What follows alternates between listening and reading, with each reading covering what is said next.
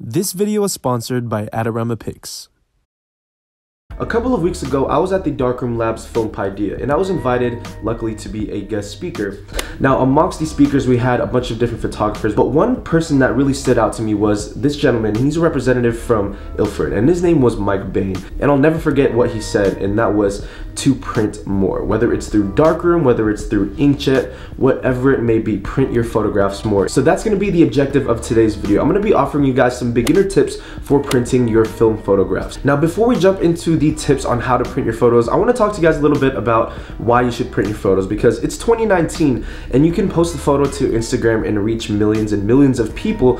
What's the point of having a printed and tangible product? Well, first of all, for the photographer, it allows you to pretty much have an extra value to your name. I mean, think of it like this. If you are a fine art photographer, or if you are a portrait or wedding photographer, and you make these prints, now you can go meet somebody up and say, hey, here are my images. Instead of looking at it on a screen, they have something that they can actually focus on in front of them. If you're not already printing your photos, you're actually missing out on the, I guess you could say, the final finished product of what a photographer is, because we make these photos, we post them up, but at the end of the day, we don't have anything else to share. Printing your photos is going to take you to the next step. Honestly, that's why I think you should print in 2019. And if you are not printing yet, I highly suggest you guys start printing now.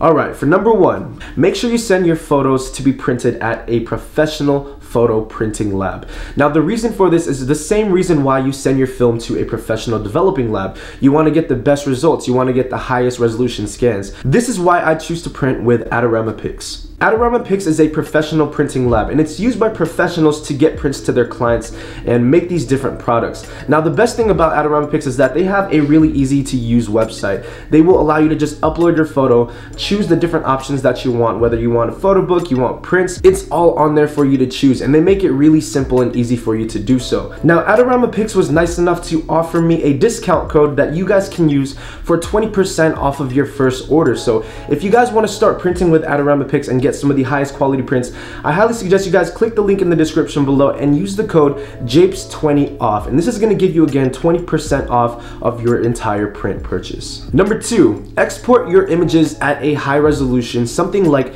300 dpi. Now, dpi is dots per inch. I've always been told when you're going to be printing your photos, the bare minimum is 300 dpi, and the reason for this is because you want to have a high resolution for your photos to print, just so that, you know, when you print out your photo, it doesn't look all pixelated and ugly, and you can very much tell when an image was printed at a lower resolution compared to a higher resolution print. You know, it's night and day. So please, folks, make sure you export your images at a higher resolution before you start printing.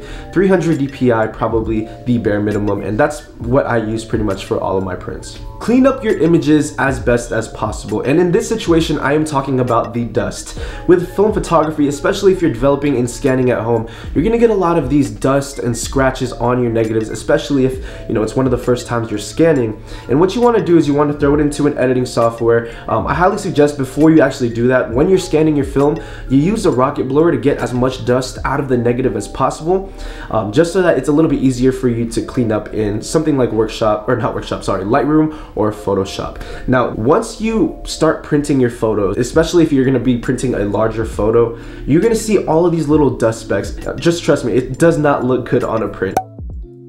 Choosing the right paper for your print. Choosing the right paper for your print is almost the same as choosing the right film for the situation. Choosing the right photo paper is really important, because at the end of the day, that's the final product, and this is what you're going to present to your clients or to the people you want to help market your prints to. One of my favorite things about printing through AdoramaPix is that they give you the option to print luster, glossy, matte. They even have a metallic print, a silk print, a deep matte, and it pretty much will cover any given situation for your photographs. And personally, every time I printed with AdoramaPix, I've went with one of the three different paper types. The luster is kind of a midway point between a glossy and a matte, but it's gonna give you that reflection of a glossy print, but without being too glossy, I guess you could say. For me, it's perfect, especially if you want to matte it and frame it. It's gonna be really easy to just throw into a frame and just post it on the wall. That's what I really love about the luster paper.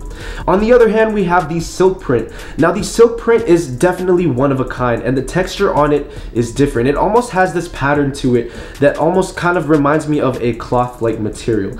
Now the silk is probably one of their highest quality prints. I would definitely suggest you go with silk. And lastly, one of my absolute favorite printing papers is the metallic prints.